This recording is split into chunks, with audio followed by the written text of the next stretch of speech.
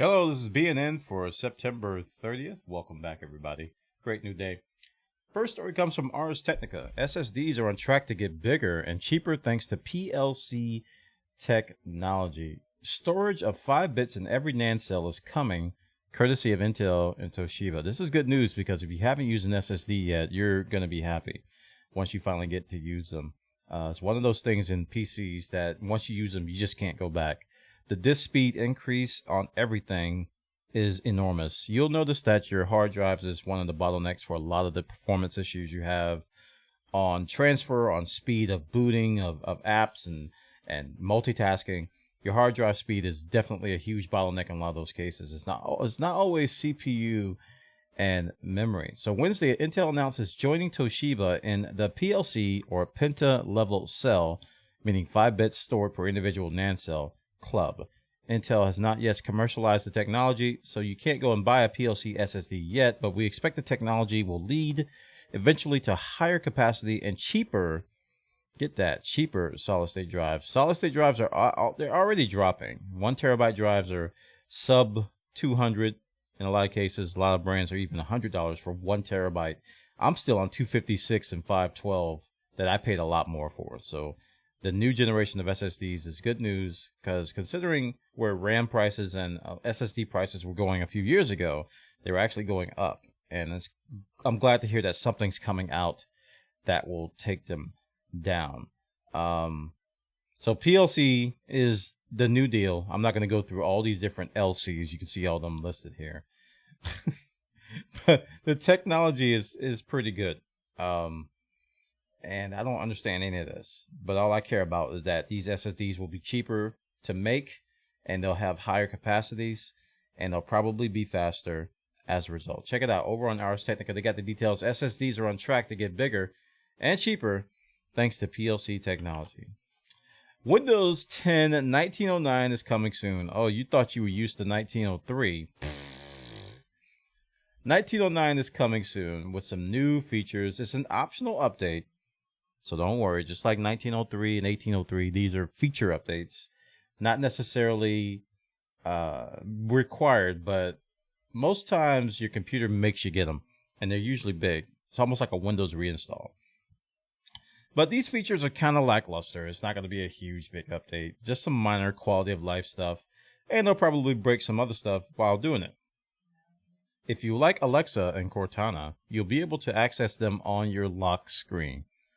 Yeah, so you don't even have to log in to access Alexa or Cortana. So if you use the Alexa app for Windows 10, you can use the digital assistant on your lock screen. That's kind of cool. I mean, that kind of gives you an Alexa device on your PC without having to log in. You can just have it sitting there at the login screen, or just boot it up and not log in and just use it as Alexa. So that's good. And Cortana if you use Cortana.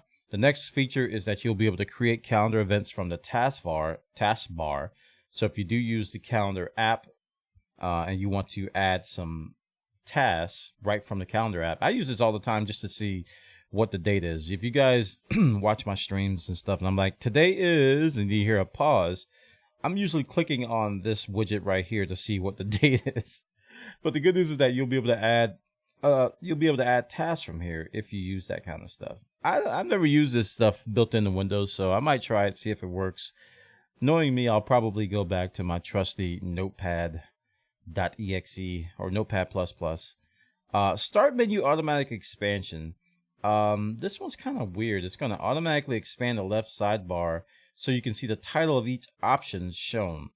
So it's kind of an animation, I think, that is going to be easier on the eyes. I can't really visualize how this is going to help me, but because generally when I use the start menu, it's more like I just start typing and things starts changing. But we'll see how that pans out. Action Center notifications page, the notification settings page has been updated with images. Showing representations of how notifications will be shown in banner mode in the Action Center. So you get little image previews of what it's going to do. And finally, a manage notifications button has been added at the top of Action Center so you can quickly access the notification settings. And then there's a bunch of stuff with File Explorer is going to be using Windows Search, or you can search your OneDrive content if you want to.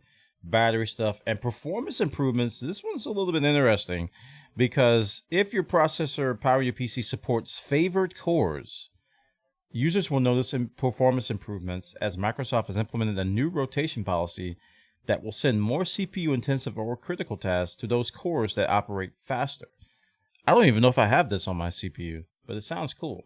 A CPU may have favorite cores to provide better performance and reliability. We've implemented a rotation policy, so they're gonna be using these favorite cores for the critical and higher priority processes. That might give us a performance boost. That's the kind of updates I like to see.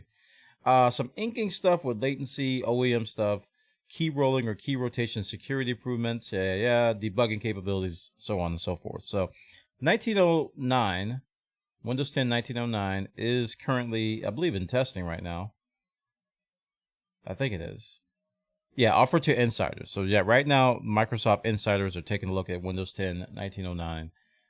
We should be getting it soon. So check the story out over on bleepingcomputer.com. They got the details over there. Next story. Spotify users can now add podcasts to your playlist. Today is International Podcast Day, in case you guys didn't know. And I do run a podcast, which I have been a little bit slow on lately, but go over to bwana.tv/podcast or anchor.fm/podcast. Check out my shows. And what I'm doing right now is technically a podcast that I'm not publishing as a podcast. So yay me. But once this does go up to Spotify users can add podcasts to your playlist. So you'll be able to mix podcasts in your playlist with music. So that's actually kind of cool. I don't know how it's going to work in terms of dynamic content. So if I put a podcast in my playlist, it's going to be a static episode, right? So what if a new episode comes out and I want that to be in the middle of my playlist? Maybe I have to manually manipulate that. Today is International Podcast Day. To mark the occasion, Spotify is rolling out a new feature. You can now add podcasts to playlists. You'll be able to intersperse your favorite shows with songs you love, or just line up the latest episodes of all your podcasts so you can listen to them one after another seamlessly. However, you can only add podcasts to playlists through the mobile app. Well, that's okay. You can't do so on the desktop just yet for some reason. So I don't know why would they roll that out just on mobile? I mean, I know it's podcasts, but I know people listen to podcasts on PC as well, especially while they're playing a video game. I don't know.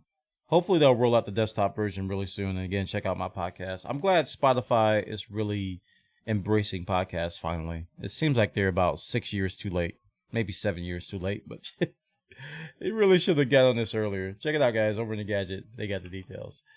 Now, Microsoft is about to roll out another Surface hardware event this Wednesday, and nobody knows what they're going to do. They're going to be holding a big Surface hardware event in New York City this Wednesday, and nobody really has the details on what they're going to do. People are assuming that they're going to have updates to their current line and possibly a new mystery piece of hardware.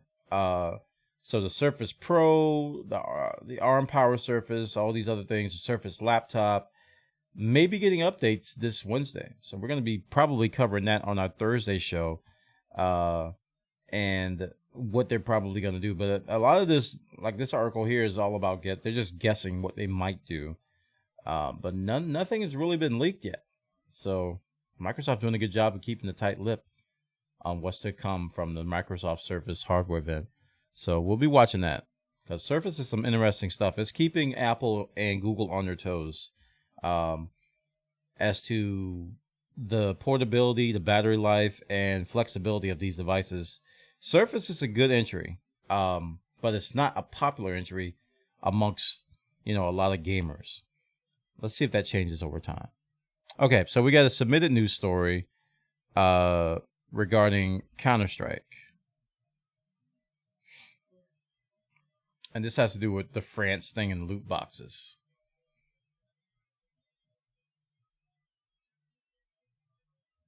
They have to use an X-ray scanner. It allows users to reveal the items inside any container.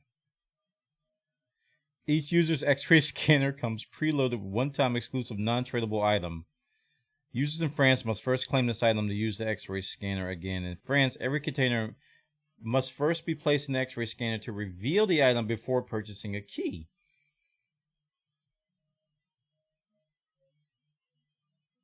I am confused.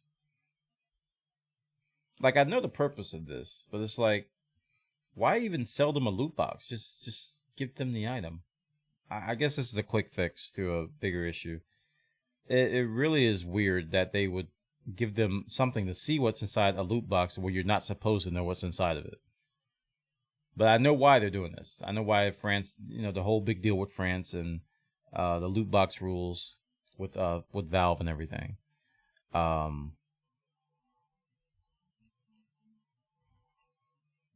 we'll see. That's weird. That's just weird. that's I don't know what else to say. The X-ray scanner, it scans a box to see what's inside where you normally don't know what's inside. So I got a question though. How long before somebody reverse engineers this to get this on a non-France computer? Because I mean, everybody, I mean, it's kind of a legit argument. I want this. I want this. I want this X-ray scanner.